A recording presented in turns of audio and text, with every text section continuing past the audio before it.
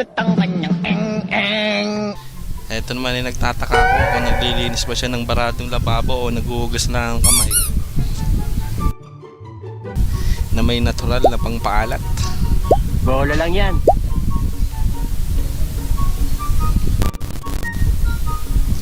Ayan o, hahalu-haluin lamang yan ng kanyang kamay na may bracelet. Kung ganito ang community pantry sa inyo ay kukuha ka pa.